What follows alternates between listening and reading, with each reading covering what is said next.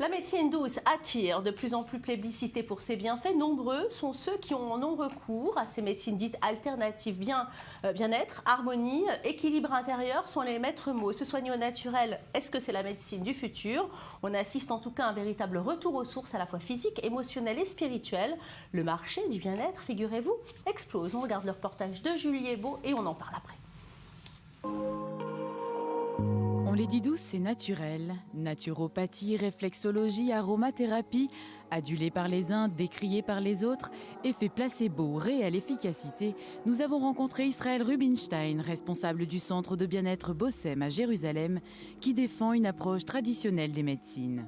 On travaille sur la médecine du Rambam, donc que ce soit la phytothérapie ou l'aromathérapie par les huiles essentielles, ou ces médecines qui travaillent sur les plantes. C'est des médecines qui sont millénaires et qui ont fait leurs preuves. Au moment où on a des résultats concrets pour un problème de diabète ou pour un problème de digestion sévère ou pour des problèmes de peau. On n'est plus dans le domaine du fantasme ou des représentations un petit peu étranges qu'on peut avoir sur les médecines alternatives. Tu te sens bien, tu imagines une mer bleue. Longtemps sous-estimée, la médecine douce a depuis démontré son efficacité. Pour le docteur Lipo, spécialisé dans la thérapie du Kinor-Lev, il existerait une corrélation entre la musique et les battements de notre cœur. Ça met ensemble les intérêts de la méditation, du biofeedback et de la thérapeutique par la musique. Tout se met ensemble d'une façon intégrée. Grâce à ça, on va aboutir à un changement au niveau du cerveau, des nouvelles synapses qui vont se faire et progressivement, la personne va être beaucoup plus équilibrée, à la fois mentalement et physiquement. Une hypothèse pour les médecins traditionnels, mais Eli, qui pratique cette méthode depuis 3 ans et demi, est adepte. Il a trouvé la solution pour gérer son stress. Je peux contrôler mes battements du cœur.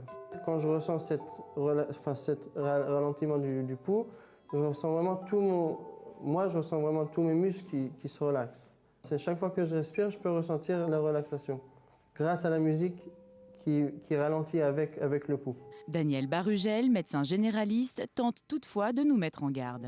Il y a une vraie attirance actuellement pour les médecines parallèles. C'est très positif, mais en prévention. Quand la maladie s'est installée, il faut généralement utiliser des médicaments et ne pas avoir peur de traiter efficacement, même pendant une période courte, si après ça peut mener à un retour vers une santé plus équilibrée et donc vers une médecine à la fois parallèle, préventive, qui peut les aider à ne pas rechuter. Plus à l'écoute du corps et de l'esprit et bien souvent à mi-chemin entre soins et bien-être, d'autres traitements sont proposés tels que le massage aux pierres chaudes. Relaxation et lâcher prise, oui mais pas seulement. Raïm Berebi, thérapeute, nous explique les nombreuses vertus thérapeutiques. C'est un massage énormément utilisé dans les spas. Ça permet de détoxifier le corps, d'enlever les toxines qu'il y a à l'intérieur du corps et de décontracter beaucoup les muscles. Après, ce massage, il sert énormément dans certaines maladies, d'un point de vue médical. C'est un massage qui est beaucoup utilisé contre les insomnies, pour les douleurs musculaires et contre le stress. Autre thérapie qui connaît une popularité grandissante, la réflexologie plantaire. Bien plus qu'une simple technique de relaxation, les terminaisons nerveuses dans les pieds seraient le miroir de notre corps. Simra, praticienne, revient sur cette pratique. La réflexologie plantaire, c'est un massage doux des pieds par pression des zones réflexes. Et chaque zone réflexe correspond à des organes ou des parties du corps. Quand on masse le pied, ça stimule en fait l'organe dans lequel on appuie. Ça libère les énergies de cet organe précis. En le massant, le thérapeute libère cette énergie et le patient se sent beaucoup mieux. Info ou intox, les médecines douces, bien que considérées comme alternatives, présenteraient de nombreuses vertus thérapeutiques et auraient montré dans bien des cas leur efficacité contre de nombreuses pathologies. Et en plateau avec nous, Cynthia Nabet. Bonjour, merci d'avoir accepté notre invitation. Vous êtes hypnothérapeute. Et puis vous, Julie Beau, bonjour. C'est vous qui nous avez proposé ce grand dossier. Décidément, c'est à la mode et c'est en vogue, ces médecines alternatives. Oui, Valérie, les médecines alternatives, on le vend en poupe. Elles comblent un réel besoin de bien-être et s'avèrent être efficaces dans bien des cas, notamment pour des problèmes de peau, de digestion ou encore d'insomnie ou de stress en général. Ces médecines parallèles sont de plus en plus plébiscitées par les personnes qui recherchent des soins naturels, plus doux, qui respectent le corps, l'homme et la nature. Alors aujourd'hui, on constate qu'il y a un réel besoin de se reconnecter avec soi-même, de prendre le contrôle de sa santé et en complément d'une médecine allopathique, eh bien, ces médecines alternatives se révèlent vont permettre d'avoir un équilibre de vie, de retrouver un équilibre de vie. Alors, comment ça fonctionne? Cynthia, vous allez nous expliquer. Est-ce qu'il faut y croire pour que ça marche ou bien est-ce qu'il s'agit de confiance avec le thérapeute? Alors, il s'agit avant tout de confiance avec le thérapeute. Elle est essentielle. C'est valable même avec son médecin, avec le médecin de famille. En revanche, est-ce qu'il faut y croire? Non, pas besoin d'y croire. Elles ont fait leurs preuves. C'est de cette façon-là que pendant des siècles et des siècles, les êtres humains se sont soignés. Maintenant, heureusement, la médecine a fait des progrès. Et quand on est devant une maladie lourde ou moins lourde d'ailleurs, il est recommandé d'aller voir son médecin d'abord et en complément d'avoir une médecine, d'utiliser la médecine alternative. En complément, vous le dites bien. En complément, alors on parle d'acupuncture, d'hypnose, de réflexologie. Est-ce que les bienfaits sont immédiats? Alors ça dépend, j'ai envie de vous dire, sur des thérapies comme l'acupuncture, en général on a un effet immédiat. D'ailleurs, l'acupuncture notamment a fait l'objet d'études en double aveugle, etc. Donc aujourd'hui, il y a des médecins qui sont acupuncteurs et c'est un gage de sérieux et c'est une garantie pour les patients et les praticiens. Sur les médecines, sur les thérapies qui sont plus, sur les pratiques de manière générale, qui sont plus... pour lesquels l'esprit va avoir un enjeu comme l'hypnose, comme la sophrologie, comme la réflexologie, les effets peuvent mettre un petit peu plus de temps mais là, parce qu'on n'est pas dans la tête des gens. On dit une séance d'hypnose et on peut arrêter de fumer, c'est vrai ça? C'est vrai et parfois ça ne suffit pas. Donc qu'est-ce qui manque? Qu'est-ce qui manque? Il manque l'histoire de la personne. En fait, tout va dépendre de l'histoire de la personne de manière générale. Il y a des personnes qui ont commencé à fumer, puisque vous parlez de l'arrêt du tabac, qui ont commencé à fumer à l'âge de 15-16 ans pour faire comme les copains. Il ne s'est rien passé de grave dans leur vie. Et oui, en une séance, ces personnes-là vont arrêter de fumer. Maintenant, des personnes qui ont subi un deuil, c'est pas la même chose. C'est pas forcément les plus difficiles à aider à arrêter de fumer d'ailleurs. Mais pour une personne qui a eu une histoire de vie plus compliquée, avec des deuils, avec des choses lourdes, là on va mettre un peu plus de temps parce qu'on va soigner la cigarette n'étant que le symptôme, on va soigner le mal en profondeur, exactement. Alors on va maintenant partir au Mexique, là-bas, des siècles après l'arrivée de la culture chrétienne, on continue à consulter en masse les chamans qui font office de médecins, mais aussi de gardiens de la culture traditionnelle. Regardez. Quand Rosa tombe malade, elle se fait soigner comme ça. Ici, pas de seringue, pas de sparadrap, mais plutôt des tambours, des plantes et de la fumée. Ce médecin n'a pas de diplôme, c'est un guérisseur traditionnel, un chaman. Je ne lui ai pas dit quel était mon problème, ni les symptômes que je ressentais. Il a appuyé sur mon estomac et j'ai senti comment la douleur s'en allait peu à peu.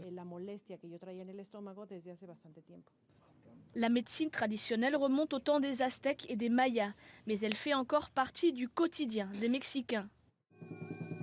Environ 62% de la population utilise ces remèdes, notamment en complément de la médecine moderne. Rosa est scientifique. Pourtant, comme beaucoup, elle croit aux vertus de cette médecine parallèle. Cette médecine ne fait pas de dégâts et elle peut vraiment aider. Pour se soigner en médecine, on a besoin d'antibiotiques très modernes de dernière génération. Mais nous, ça fait 500 ans que nous parvenons à guérir les gens. Les chamans pratiquent des cérémonies comme celle-ci avec de l'alcool ou de la fumée, des substances qui éloignent les maladies et l'énergie négative. Mais il faut surtout atteindre un équilibre entre le corps et l'esprit. C'est ce qui permet de guérir aussi bien une indigestion qu'un cancer, selon eux. Quand les médecins modernes apprendront aussi l'acupuncture, les rituels, quand ils redeviendront ce qu'ils ont été un jour, d'un point de vue spirituel, nous parviendrons à réhumaniser des médecins qui aujourd'hui ne le sont plus. Pour les chamans et leurs patients, c'est cette humanité qui est à la base de toute guérison.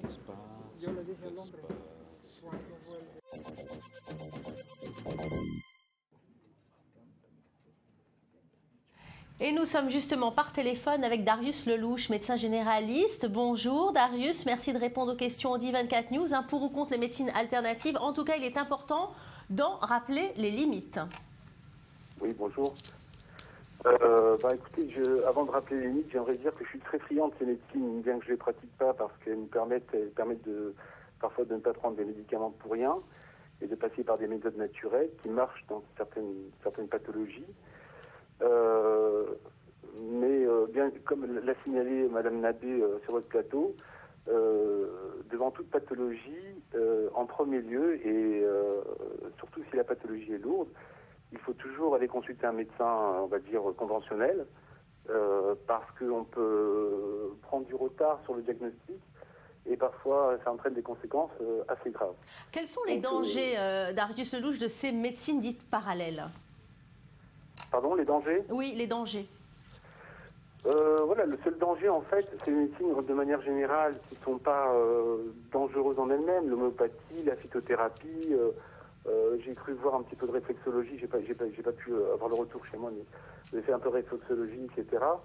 Elles ne sont pas considérées, surtout comme elles n'ont pas cette rumeur de considérer comme dangereuse. Elles ont, le fait que c'est des médecines qui reposent surtout sur le côté naturel, la tradition ancienne, le fait qu'une substance est naturelle, elle serait un gage de qualité.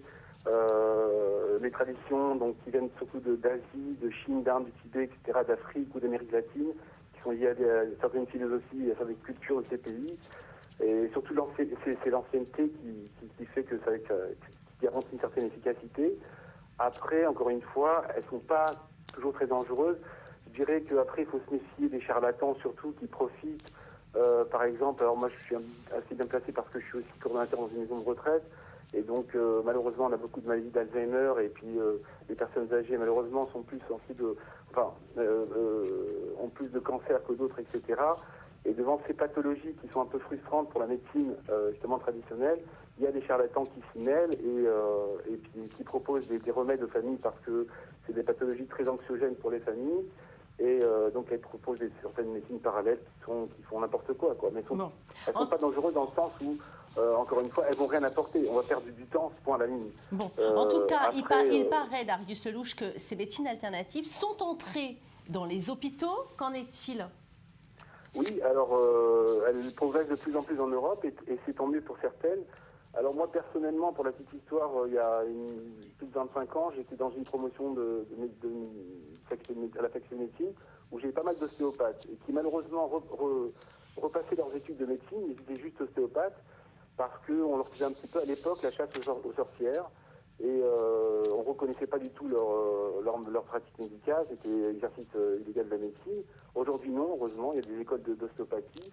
Et je me rappelle que j'avais un chef de service en rhumatologie qui les employait parce que la médecine a des limites parfois, dans ce cadre-là par exemple, au niveau des articulations, des muscles, etc. Et eux pouvaient faire quelque chose de plus. Et c'est très bien. Et jusqu'à aujourd'hui, j'adresse certains de mes patients à soit des ostéopathes, des homéopathes, des physiothérapeutes, pour détendre les gens, pour certaines pathologies surtout qui concernent l'anxiété en général. Ou bien des problèmes articulaires. Et quand nous, on arrive à certaines limites, parfois, en effet, il peut faire... Alors, il ne faut pas encore envoyer des gens, il faut envoyer des gens qui sont très compétents, qui ont des diplômes, etc. Et ça marche, encore une fois. Donc, et je me rappelle que donc à la faculté, ces gens-là étaient étudiants en médecine avec moi et pratiquaient leur ostéopathie qu'ils connaissaient, mais ils avaient dû reprendre leurs études parce qu'ils voulaient pratiquer que l'ostéopathie, mais en toute conformité avec la loi. Donc, une fois qu'ils ont leur diplôme de médecin, ils se sont installés comme ostéopathes purs. Merci beaucoup. Aujourd'hui, donc, on peut s'installer, heureusement, ça commence à être reconnu et bien en France.